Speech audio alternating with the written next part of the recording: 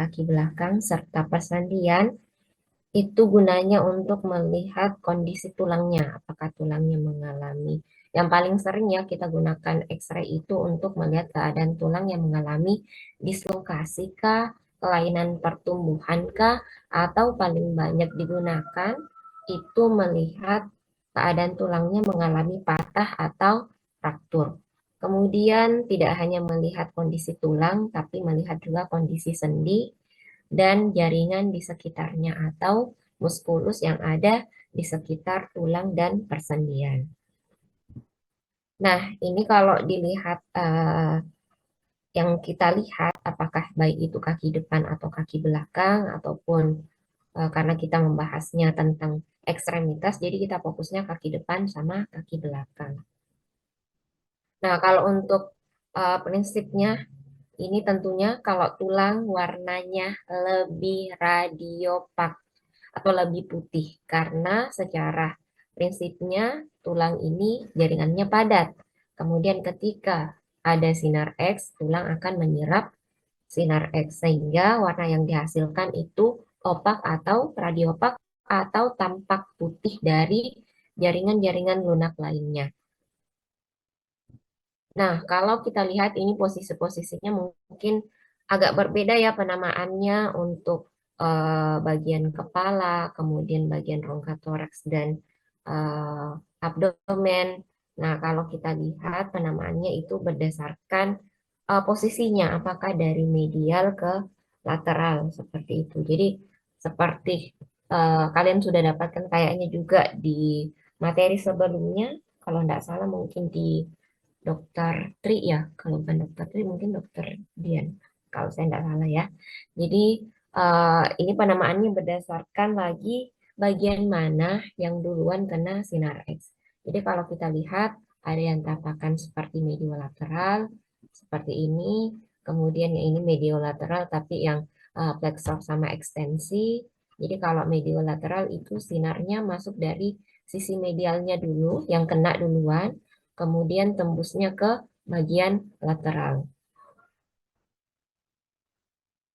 Nah, kemudian ada yang posisi dorsopalmar, ini sekedar review saja ya. Kemudian ada palmaromedial, dari palmar ke medial, kalau dorsopalmar dari dorsal ke palmar. Nah, kemudian ada juga kranioproksimal, ada kraniodistal. Jadi ini kalian baca saja karena ini hanya pengantar. Kemudian di bagian ekstremitas, tentunya kalau ekstremitas kranialis kita review saja ya. Jadi ada tulang-tulang penyusunnya itu ada oskapula, kemudian humerus, kemudian radius ulna, kemudian karpal, metakarpal, dan palangs. Apakah palangs, jumlah palangsnya tergantung hewannya. Kemudian kalau bagian ekstremitas kaudal ada uh, penyusunnya dari apa namanya oskopse, kemudian osfume, os femur, kemudian os patella, tibia fibula, kemudian tarsal, metatarsal, dan palang. Nah, kemudian persendiannya tentunya ada persendian daerah ekstremitas dan krania. Nah, ini secara singkatnya saja, silahkan kalian baca karena sudah saya rangkumkan dalam bentuk tabel. Nah, selanjutnya ini lagi ya kita ulang. Jadi kalau secara densitasnya adalah kalau kita lihat dari gelap ke terang atau dari radiolusen ke radiopak, di mana udara itu lebih radiolusen atau gelap atau hitam, kemudian disusul lemak, ada jaringan lunak strip cairan harusnya di sini, kemudian ada tulang dan logam yang paling radiopak. Nah, kalau kita melihat dari pembacaan atau densitas dari tingkat kepadatan dari suatu struktur tulang, itu bisa kita lihatnya menilai berdasarkan penamaannya osteolisis atau sklerosis. Jadi kalau osteolisis, densitasnya itu menurun, jadi warnanya biasanya lebih abu-abu. Sedangkan kalau sklerosis, itu semakin terang atau warnanya lebih radiopak. Nah, tentunya kalau untuk membaca densitasnya tetap kita bilangnya radiopak ya, karena tidak sampai hilang seperti atau misalnya terisi udara itu beda lagi, bisa jadi terputusnya struktur tulangnya. Jadi istilahnya adalah osteolisis dan sklerosis. Nah, kalau osteolisis dia opak tapi lebih opak itu adalah sklerosis. Jadi lebih radio opak atau lebih putih kalau terjadi peningkatan atau namanya sklerosis. Dan kalau opak itu sendiri atau lebih abu-abu itu osteolisis atau terjadi penurunan dari densitas tulang. Kemudian yang perlu kita perhatikan juga struktur atau kontur dari tepi tulang. Kalau secara normal tentunya permukaannya atau tepi tulangnya itu halus dan teratur. Sedangkan kalau abnormalitas itu tepi tulangnya akan terlihat kasar, tidak rata, adakah penonjolan atau biasanya menunjukkan terjadi fraktur osteofit atau tumor. Kemudian simetris, kalau normalnya harus simetris dexter sama sinister. Kalau misalnya terjadi abnormalitas tentunya tidak simetris. Dan kalau untuk melihat dari sistematis dan pencitraan dari X-ray ekstremitas, kita mulai dari tulangnya dulu, kemudian kita lihat persendian, selanjutnya kita melihat jaringan di sekitarnya. Apakah otot-ototnya terjadi pembengkakan peradangan, itu bisa terlihat dari X-ray. Nah, biasanya kalau jaringan lunak atau misalnya otot-otot yang ada di sekitar tulang yang mengalami peradangan, biasanya warnanya itu tidak rata atau tidak homogen. Jadi tidak rata warnanya kita lihat. Nanti untuk gambaran X-ray-nya bisa kita lihat di slide selanjutnya. Nah, untuk kepentingan dari X-ray tentunya untuk yang pertama ya, kebanyakan itu untuk mendiagnostik dari cedera muskuloskeletal.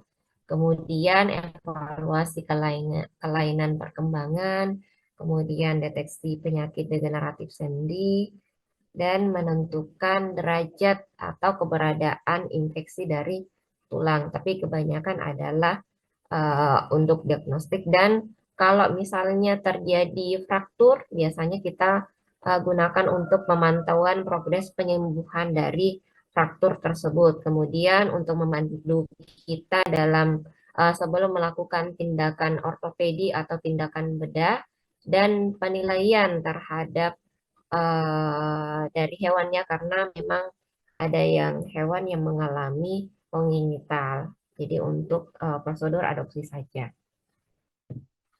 Oke, ini yang tadi saya bahas. Jadi kalau di tulang itu ada istilahnya sklerosis. Jadi kalau sklerosis itu peningkatan densitas tulang yang terlihat sebagai daerah yang lebih opak atau yang lebih putih.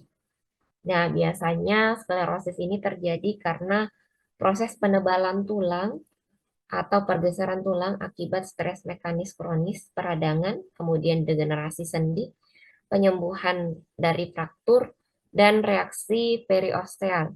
Nah, kalau reaksi periosteal nanti bisa kita lihat. Nah, kalau tampakan X-ray-nya kita bisa lihat seperti ini. Jadi ini tulang tampakan normal. Jadi memang dia opak, warnanya opak. Tapi kalau terjadi sklerosis atau warnanya lebih terang, itu akan tampakannya seperti ini. Jadi dia lebih terang dibandingkan, dia lebih opak dibandingkan tulang di sekitarnya, warna tulang di sekitarnya. Nah, ini adalah untuk gambar panggul ya. Ini kalau kita lihat, ini panggul manusia. Jadi kalau kita lihat warnanya betul-betul sangat terang dibandingkan tulang-tulang di sekitarnya. Bahkan kalau tulang-tulang di sekitarnya sudah ada yang mengalami osteolisis. Nah, yang mana osteolisis? Jadi yang ini. Yang normalnya harusnya seperti ini. Nah, ini sudah mengalami osteolisis. Yang normalnya harusnya seperti ini. Dan sekitarnya ini sudah mengalami sklerosis dengan penampakan warnanya itu lebih radiopak. Nah, normalnya harusnya seperti ini. Jadi warnanya sama. Nah, selanjutnya ada osteolisis. Nah, kalau osteolisis itu proses lisis dari jaringan tulang atau kehilangan jaringan tulang yang terlihat di daerah, kalau tampakan X-ray-nya terlihat daerahnya itu akan tampak radiolusen atau lebih gelap. Nah, kalau kita lihat ini warnanya sudah abu-abu di bagian os maksila sama os mandibula, tapi yang paling kentara adalah os maksila. Nah, kalau kita lihat ya, yang ini yang mengalami osteolisis dan yang di sekitar sini mengalami sklerosis. Nah, kalau kita lihat gambaran yang di sini, yang apa namanya, pada tulang ekstremitas, kalau kita lihat yang mana mengalami osteolisis yang ini.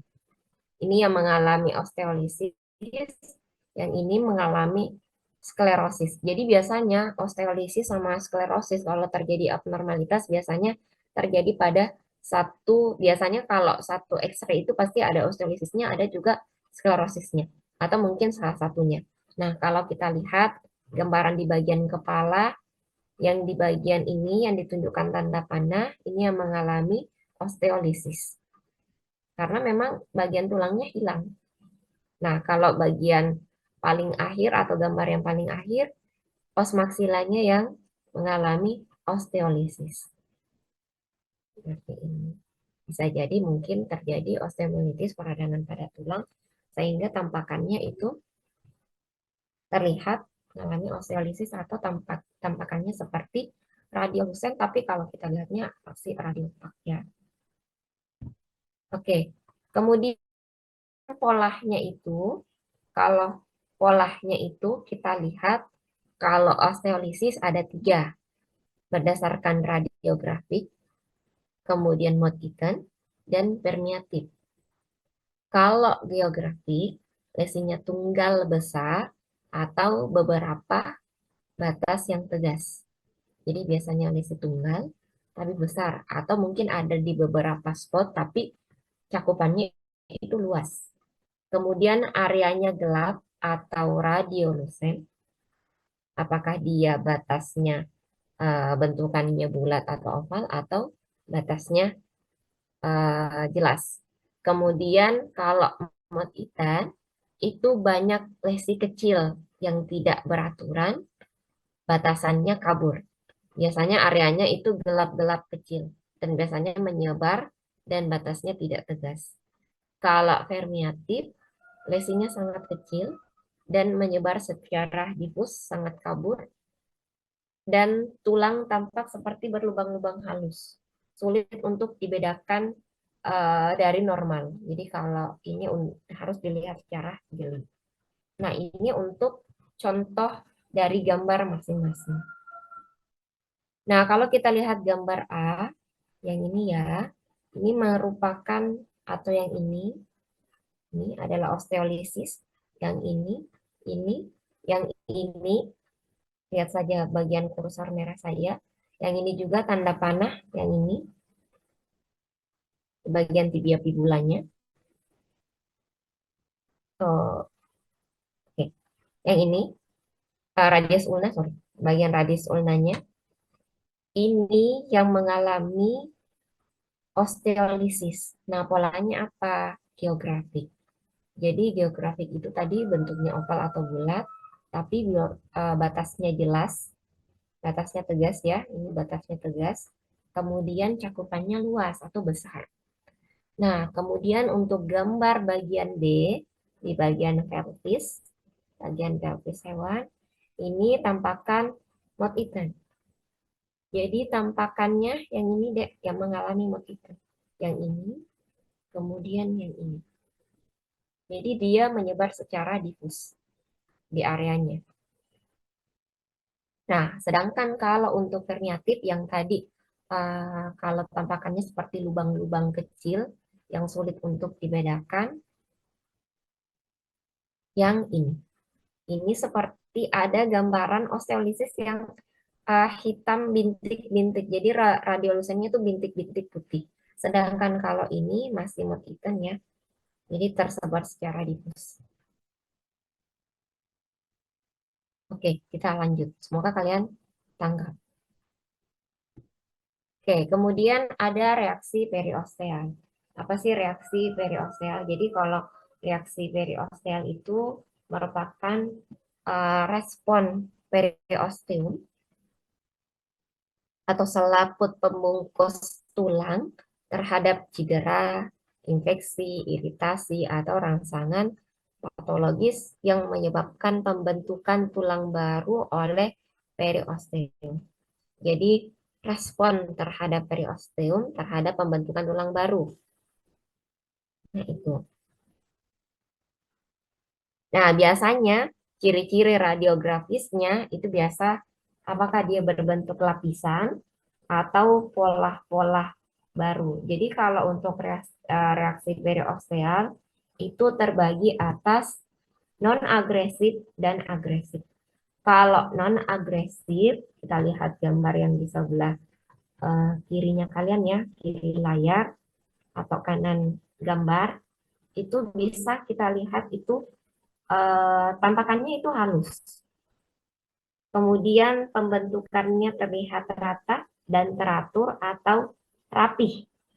Nah, biasanya kalau reaksi periosteal atau pembentukan tulang baru secara non-agresif, biasanya pembentukannya lambat, sehingga bentuk tulang barunya itu terlihat rata, rapi, dan teratur. Sedangkan kalau agresif, pembentukan tulang barunya itu cepat, sehingga tidak sempat membentuk tulang sebaik mungkin. Jadi prosesnya itu tidak teratur atau bahkan ada yang secara irregular.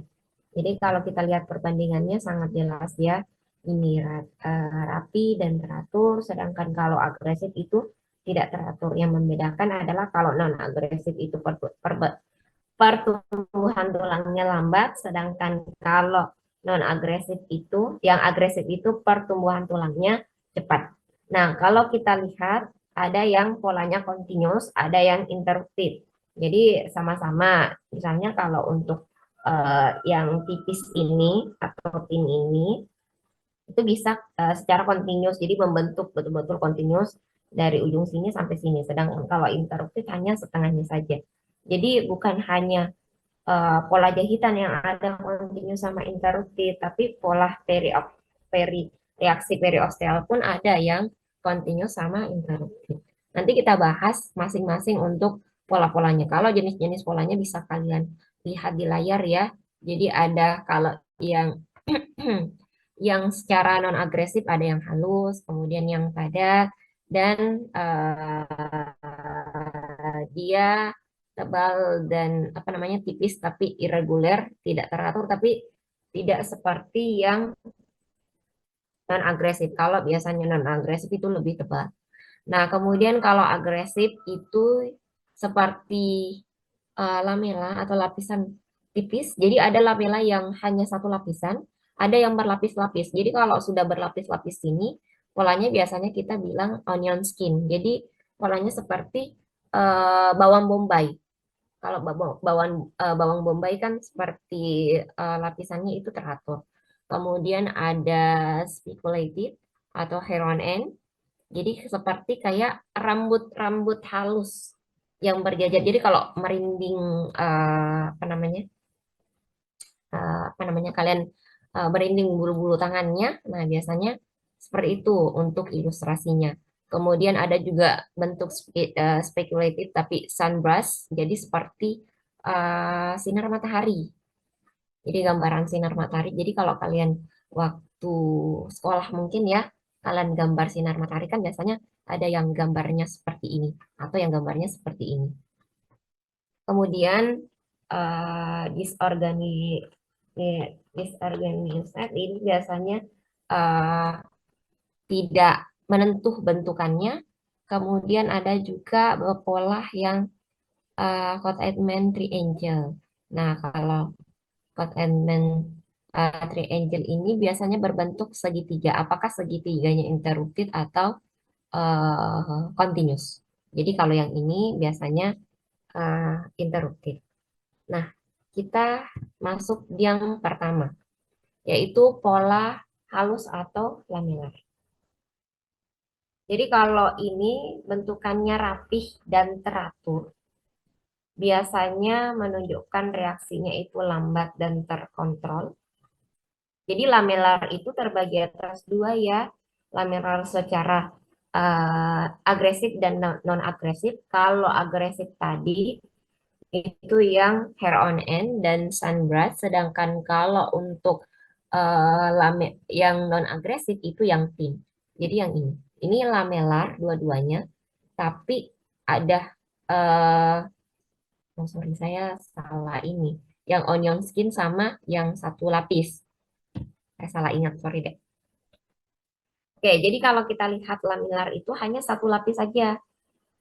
Kalau dia non-agresif itu hanya satu lapis, sedangkan kalau berlapis-lapis itu sudah onion skin. Jadi seperti bentuk bawang.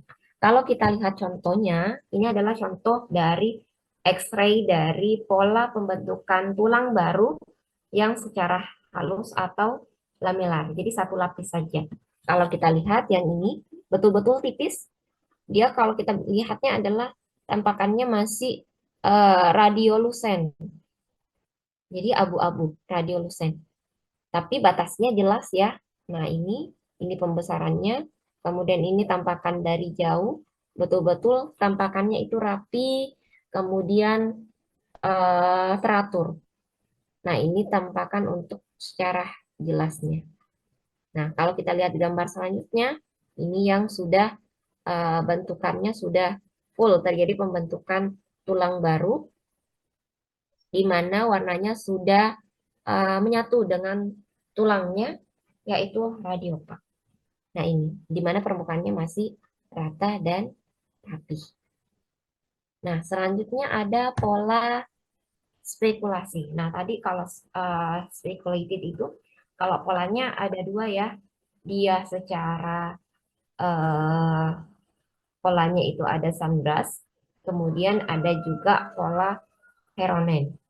Nah, kalau yang ini pola sunburst. Jadi ilustrasinya akan seperti ini. Jadi pembentukan tulang barunya itu seperti tampak garis-garis tajam yang panjang keluar dari korteks tulang. Nah, biasanya kondisinya itu akibat osteosarkoma atau metastasis tumor. Nah, ini terjadi secara agresif karena tidak teratur. Nah, kalau kita lihat tampakan X-ray-nya, oke, tampakan X-ray-nya, kita lihat tulangnya ini kan secara normal halus seperti ini. Nah, kalau terjadi pembentukan tulang baru, akan seperti ini kalau yang agresif atau polanya sunburst. Jadi seperti matahari, ini betul-betul tidak teratur. Ini kemudian kita lihat lagi gambar di sebelahnya. Gambarnya itu betul-betul seperti matahari. Kemudian yang ini ya, jadi pola seperti ini adalah pola reaksi periosteal terhadap pola sunburst. Nah, kemudian pola heron N. Jadi ini masih yang agresif. Jadi kalau kita lihat bentukan X-ray-nya, itu seperti spikula-spikula tipis atau rambut-rambut halus yang berdiri atau tegak lurus secara sejajar. Nah, tampakannya atau ilustrasinya seperti ini. Nah, untuk X-ray-nya langsung saja, betul-betul tampakkan seperti rambut halus ini. Jadi tipis naik. Kalau kita lihat ya, rambut-rambut halus itu membentuk radiopak atau warna putih-putih. Nah, kalau kita lihat yang ini sudah ini. Kemudian di sekitarnya tulangnya itu biasanya kalau terjadi pembentukan tulang baru, reaksi tulangnya itu lebih padat. Jadi tampakannya seperti sklerosis ini. Kemudian yang ini sangat tipis. Terus kalau yang panah putih ini, kalau kita lihat ini pembentukan. Jadi biasanya kalau suatu pembentukan tulang bisa jadi bukan hanya satu pola, tapi bisa jadi berbagai pola. Kalau kita lihat ini ada pola Heronen, kemudian di sini di bagian panah putih ini ada pola yang berbentuk lapisan tipis atau lamella. Nah ini. Nah, kalau kita lihat ini bukan satu lapis saja ya, tapi sudah membentuk onion skin atau berlapis-lapis. Nah, selanjutnya ada berbentuk irregular atau amorfa istilahnya. Jadi kalau amorfa itu bentukannya tidak jelas. Jadi bentuknya itu polanya itu tidak jelas. Kemudian radiografinya itu biasanya tampak buram, kemudian kasar, tidak rata, dan seperti percikan apa ya berbentuk percikan. Jadi kalau kita lihat tampakannya seperti ini contohnya. Dan gambar yang di bagian bawah ya betul-betul tidak rata. Ada yang di sebelah sini. Kemudian kalau kita lihat ini betul-betul tampakannya sklerosis dan tepinya itu tidak rata dan terlihat kasar. Nah, ini adalah pola irregular. Kemudian ini yang tadi saya jelaskan tadi yang bentuk lamelar, tapi ini yang bentuknya seperti bawang bombay atau bawang ya. Nah, kita sebutnya biasanya adalah onion skin. Jadi biasanya itu onion skin. Jadi betul-betul berlapis-lapis. Kalau kita lihat tampakan X-ray-nya betul-betul berlapis. Ini yang lebih jelasnya. Jadi kalau kita lihat ini hanya satu lapis, jadi tipis. Kalau yang ini berlapis-lapis. Nih, nih. Nah, ini yang lebih jelas. Satu, dua, tiga. Ini kalau kita lihat ya, satu, dua, tiga dipisahkan dengan adanya batasan dari radiolusen. Jadi ada batasan hitam. Sehingga kalau kita lihat gambarannya itu berbentuk perlapisan. Nah, ini juga lebih jelas. Ini berlapis-lapis. Ini adalah reaksi periosteal atau pembentukan tulang baru secara lamelar, yaitu onion skin yang terjadi secara agresif. Oke, kemudian Codman Triangle, kalau kemarin saya mengajar di angkatan sebelumnya ya, dia supaya mengingat lebih mudah itu dia bilang COD. Nah, itu lebih mudah katanya dia mengingat. Jadi ada Codman Triangle. Nah, biasanya reaksi periostealnya itu berbentuk segitiga. Jadi dia tampakannya seperti segitiga putih yang ada di ujung lesi dan batasnya jelas. Nah, kalau kita lihat gambarannya seperti ini, jadi ini adalah Codman triangle, triangle. Jadi kalau kita lihat dia ini apa namanya interrupted. Kalau ini jadi segitiga ya, jadi ini continuous. Kemudian kalau ini interrupted, kalau yang ini adalah tampakannya juga. Jadi bentuk segitiga. Jadi kayak naik ujung baru kalau yang ini interrupted karena tidak sampai membentuk segitiga, hanya naik seperti ingin membentuk segitiga. Kemudian kalau kita lihat juga di daerah sini itu terjadi osteolisis. Nah, ini osteolisis yang secara geografik. Tapi kalau kita lihat seperti tampakan-tampakan yang kayak ada bintik-bintik hitamnya yang halus. Nah, bisa jadi ini osteolisis yang bentukannya itu polanya adalah verniatif. Nah, kemudian selanjutnya kita lanjut jadi yang di sekitar sini ya osteolisis bisa jadi ini jaringan tulang yang hilang sehingga tampakannya itu lebih radiolucent atau hitam. Jadi kenapa di sekitarnya atau terjadi pembentukan tulang baru karena memang ada jaringan yang mengalami lisis sehingga reaksi dari tulang itu mengadakan pembentukan tulang baru atau reaksi periostea. Nah, selanjutnya ini secara singkatannya atau kesimpulannya. Jadi kalau tadi ada secara kontinu sama interrupted, tergantung polanya ya. Kemudian terbagi atas dua, agresif dan non-agresif. Biasanya kalau agresif itu pertumbuhan tulangnya tidak rata dan terjadi secara kasar. Kalau misalnya non-agresif, itu pertumbuhan tulangnya secara halus dan rata dan biasanya terjadi secara lambat. Kalau agresif terjadi secara cepat. Nah, ini juga contoh-contoh gambaran X-ray. Kalau gambar A, harusnya saya tiadakan ini ya, supaya kalian tebak saja ini apa. Gitu.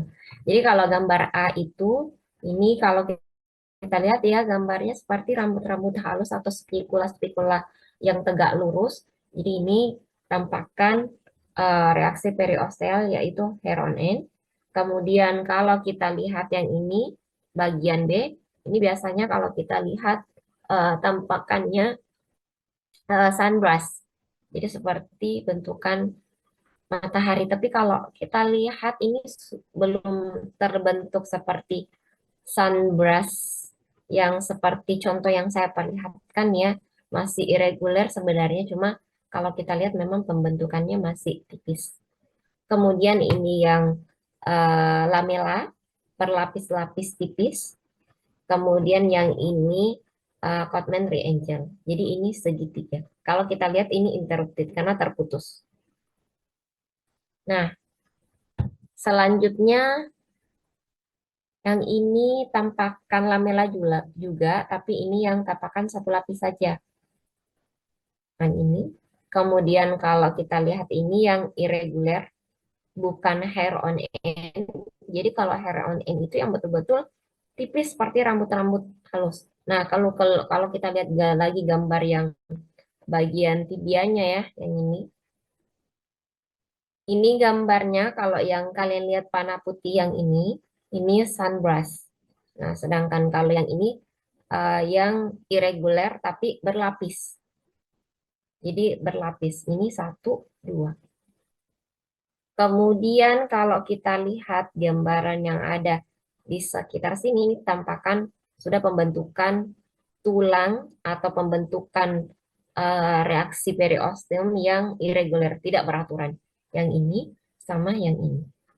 Dan kalau kita lihat di sekitar muskulusnya atau jaringannya, ini mengalami peradangan karena memang warnanya itu lebih opak dibandingkan jaringan yang lain. Seperti ini, kalau harusnya kan jaringannya seperti ini ya, agak radiolucent tapi tidak radiopak sekali. Kalau ini sudah radiopak. Nah, kemudian kita masuk ke bagian persendian. Jadi kalau persendian yang perlu kalian perhatikan adalah yang pertama adalah ruang sendinya. Ruang sendinya biasanya itu radiolucent berwarna hitam. Nah, ini adalah ruang sendi. Kemudian batas atau ujung-ujung dari artikularnya. Jadi yang ini.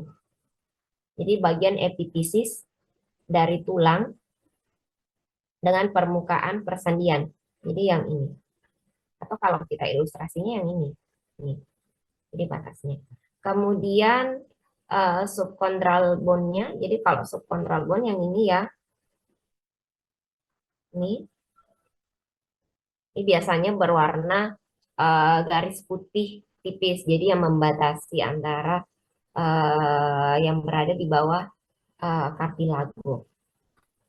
Nah, itu saja. Jadi perhatikan ruang dari sendinya, kemudian batasan dari ujung artikularisnya harus betul-betul rata dan rapi, tidak bergerilya ataupun tidak saling menyatu. Kemudian ada batas jelas atau pembatas antara subchondral bone yang biasanya itu berwarna garis, sorry. Biasanya terlihat pada X-ray itu berwarna opak atau garis tipis yang opak ke putih. Nah, ini kalau untuk yang abnormalnya ya secara ini ini yang tapakan normal di sebelah gambar bagian B, sedangkan untuk gambar bagian A sudah abnormalitas. Yang pertama kalau kita lihat adalah peningkatan massa di daerah ruang sendi atau di daerah sinovialnya. Jadi ada massa sinovial di sini. Jadi tampakannya harusnya kan warnanya radiolucent ya, warna hitam. Tapi kalau ada pembentukan atau peningkatan massa itu akan terlihat opak. Kemudian kalau kita lihat apa namanya garis persendiannya itu atau garis tulangnya antara persendian itu biasanya warnanya lebih opak atau sklerosis atau warna putih. Kemudian yang di sebelah sini ini biasanya tergantung ya apakah terjadi kelainan memang tulangnya. Kalau kita lihat tulangnya itu tepinya itu tidak rata, kemudian tidak rapi, malah bentukannya seperti irregular. Nah, kita lanjut. Ini adalah contoh dari abnormalitas dari sendi. Kalau kita lihat gambar A ini adalah yang betul-betul normal, sedangkan gambar B ini abnormal. Kalau kita lihat, ini terjadi peningkatan volume dari sinovial, dari sendi lutut. Jadi, harusnya warnanya itu radiolucent, tapi di sini terlihat radiopak. Nah, kemudian kalau yang ini terjadi pembengkakan jaringan di sekitar, ini terlihat ya lebih radiopak, harusnya radiolucent dan tidak terlalu radiolucent ya. Intinya radiolucent dibandingkan eh, udara, ini lebih radiopak, kemudian di sekitar yang mengalami. Jadi ini ada osteolisis, ada juga sklerosis. Jadi satu bagian itu kita lihatnya ada sklerosis dan osteolisis. Kalau kita lihat bagian tulang subkondralnya itu menyatu, harusnya kan ada batas yang memisahkan ya seperti ini, tapi kalau yang ini sudah terjadi penyatuan atau erosi pada tulang subkondralnya. Sehingga kalau kita lihat tampakan dari bagian tulang-tulang tersebut itu ter, eh, berubah bentuk. Nah, selanjutnya ada osteoartritis atau peradangan pada sendi. Biasanya tampakan X-ray-nya itu ada sklerosis. Jadi kalau sklerosis pada tulang biasanya memang menandakan terjadi peradangan. Sedangkan kalau untuk osteolisis itu terjadi kehilangan pada jaringan tulang atau hilangnya jaringan tulang. Nah, kalau kita lihat tampakannya sudah mengalami sklerosis dan osteolisis. Osteolisisnya di mana? Di sini. Sklerosisnya di mana? Yang ini. Kemudian persendiannya tidak rapi, tidak jelas batas-batasnya, sudah terjadi reaksi periosteal, kemudian pola-pola dari osteolisisnya terlihat jelas. Ini biasanya terjadi geografik. Kemudian yang ini kalau kita lihat juga secara saksama bukan hanya geografik tapi terjadi secara terniatik.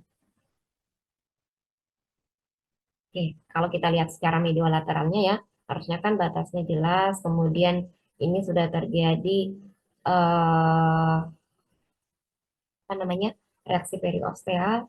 Kemudian kalau kita lihat dari tulangnya memang sudah bermasalah, terjadi sklerosis dan osteolisis. Nah, selanjutnya ini sinovial osteokondroma itu di mana di daerah bagian sinovialnya terbentuk seperti neoplasia atau tumor. Jadi kalau tumor itu memang betul-betul batasannya jelas, bulat-bulat seperti ini. Di bagian ruang sinovialnya pun terbentuk massa. Nah, harusnya kan kalau pembentukan apa namanya hanya peningkatan volume dari cairan sinovialnya biasanya itu lebih namanya tidak terlalu putih seperti ini, tidak seperti tulang. Jadi tampakannya seperti ini tadi. Nah ini agak abu-abu. Sedangkan kalau ini sudah warna putih karena memang pembentukan massa. Kalau tumor itu biasanya memang menyerap sinar X dan batasnya jelas. Nah, kemudian ada hip dysplasia, tampakan normalnya seperti ini. Sendinya betul-betul jadi acetabulumnya sama kaku femurnya itu masuk ke acetabulum. Jadi seperti ini. Sedangkan kalau yang mengalami hip dysplasia itu biasanya kakut dari femurnya, os femurnya dan acetabulum itu keluar. Maksudnya kan seperti ini, tapi kalau terjadi kelainan atau abnormalitas itu keluar. Biasanya kalau kejadian seperti ini kita melakukan X-ray dulu, kemudian apakah bisa kita lakukan apa namanya secara manual, reposisi manual, tapi kalau sudah di reposisi manual atau eh, terjadi berulang, kita melakukan tindakan operasi. Nah, selanjutnya untuk fraktur, jadi ini adalah tampakan fraktur pada X-ray. Jadi kalau fraktur bisa dikatakan itu kalau memang sudah ada garis fraktur yang muncul atau diskontinuitas dari tulang. Nah, kalau kita lihat ini adalah fraktur pada koklear bagian lateral. Itu patah secara transversal. Sedangkan kalau kita lihat ini kraniokaudal, ada bagian humerusnya ya, humerus yang ini terjadi fraktur juga. Jadi betul-betul garisnya itu atau bacaannya adalah kita lihat itu ada radiolucen di sini. Jadi garis patahnya berwarna radiolucen, jadi memisahkan dua tulang.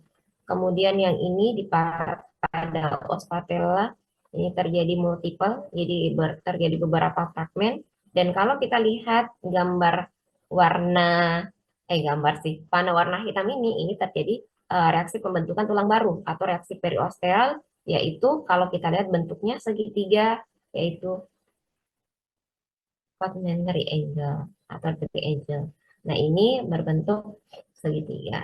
Nah, ini di os patellanya ya mengalami fraktur. Nah, selanjutnya ada juga fraktur os femur. Kalau tampakannya sudah begini, ini biasanya kalau kita melakukan pembacaan X-ray di fraktur, kalian harus tahu dulu bagian-bagian dari tulang. Jadi ada diafisis, ini adalah daerah diafisis dari sini sampai sini. Kemudian ini merupakan bagian metafisis, ujung tulang adalah daerah epifisis. Jadi diafisis, metafisis, dan epifisis. Nah, kalau kita lihat berdasarkan dari lokasinya atau regionnya itu atau tulangnya itu berada di os femur mengalami fraktur. Nah, kalau frakturnya jenis frakturnya apa? Harus tahu juga. Jadi kalau kita lihat ini frakturnya spiral. Jadi kalau spiral itu betul-betul memutar dari tulang. Kalau kita lihat ini pecahannya di sini ya. Ini bagiannya yang terpisah. Jadi tulangnya mengalami fraktur os femur berbentuk spiral di bagian diafisis. Ini masih diafisis. Coba di sini frakturnya. Ini masih masuk metafisis. Kemudian kalau kita lihat sama ya, ini frakturnya transversal. Kemudian di daerah diafisis sama juga ini masih transvers, ini spiral karena ada kalau lurus saja tidak ada pecahan yang kayak di sini yang tersisa itu bisa jadi kita bilang transversal, tapi kalau sudah seperti ini spiral di daerah diafisis. Kemudian kalau kita lihat tampakan-tampakan dari muskulus atau jaringan yang ada di sekitar fraktur, ini mengalami, kalau kita lihat ini ya, ini warnanya sudah tidak rata atau tidak sama, tidak homogen. Sedangkan kalau yang di sebelahnya itu masih sama, warnanya halus, rata atau homogen. Nah, biasanya kalau kita melihat yang mengalami peradangan adalah yang di sebelah sini, yang di bagian depan. Nah, kemudian selanjutnya adalah fraktur os tibia fibula, ini oblik atau miring frakturnya. Kemudian dia masih berada di diafisis. Sama juga ini oblik, frakturnya berada di diafisis. Selanjutnya ada juga bagian radius ulna.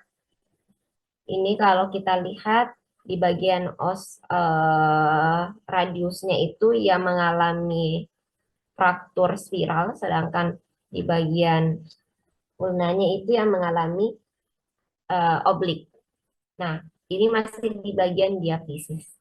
Kemudian kalau kita lihat, ini juga masih di bagian diafisis ya frakturnya. Jadi ini masih di bagian diafisis. Kemudian selanjutnya sama juga masih di diafisis. Coba bilang frakturnya di daerah sini berarti sudah masuk di daerah sini, berarti masuk metafisis. Tapi kalau masih di ujung sini, ini masih bagian diafisis.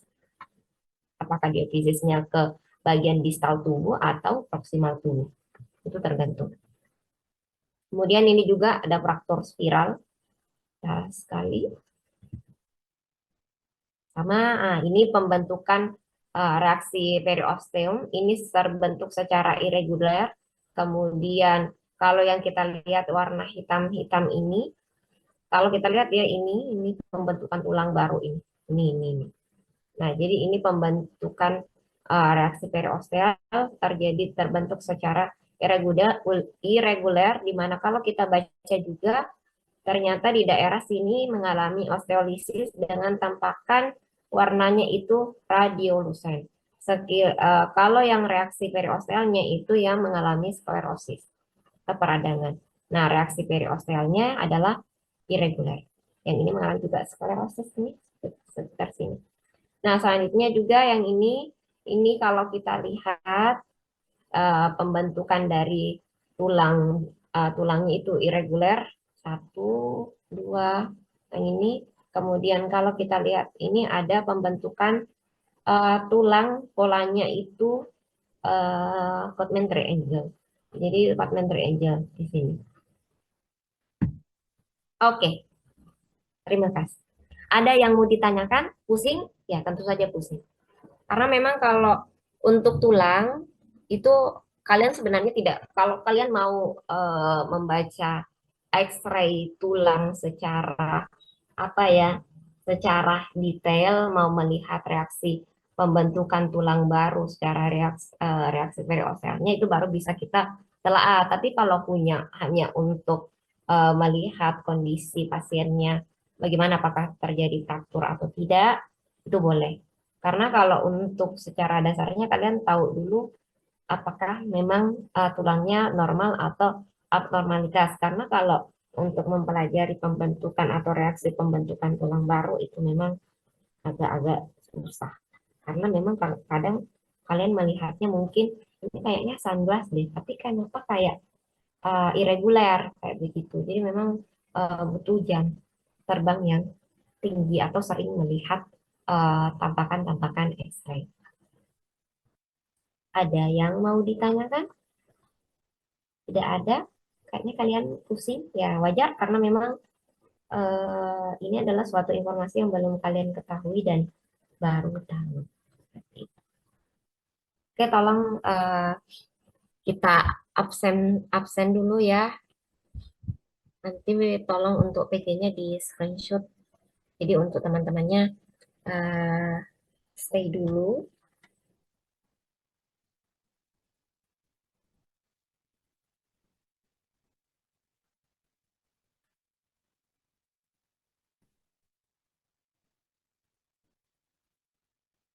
Oke, kalau misalnya kayaknya pada di kampung ya, masih di kampung. Ada juga yang di Makassar.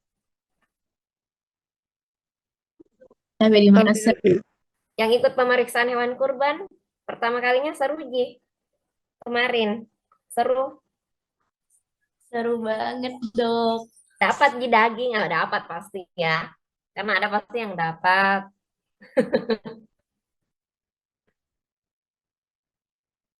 Kalau pemeriksaan hewan kurban itu biasanya kita tidak terlalu berharap ya dapat daging dari panitia masjidnya, tapi berharap sekali kayak ini. Ya, jangan kecewa kalau misalnya tidak dikasih karena memang sukarela kita melakukan. Tapi ada juga yang dapat amplop katanya bukan daging tapi amplop. Itu kalau Tapi daerah-daerah Tamalan Raya itu kemarin kan kalau kemarin saya di Masjid Al-Ikhlas. Saya tidak saya tidak sama angkatannya kalian. Saya sama angkatan 2025. Saya sama Muti sama Rado kalau nggak salah namanya. Oke, sudah di screenshot TJ-nya sudah deh. Tabe masih sementara, Dok. Oh, sementara. Oke, silakan.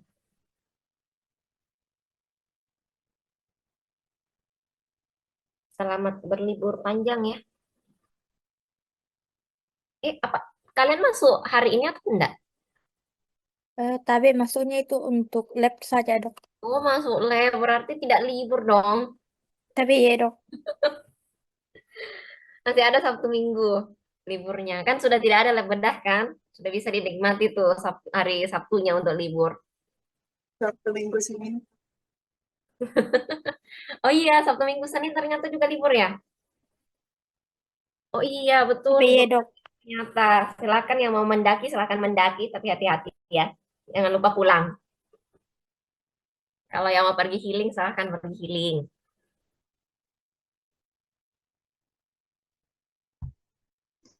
Tabe udah di Ah, screenshot semua ya, dong. terima kasih.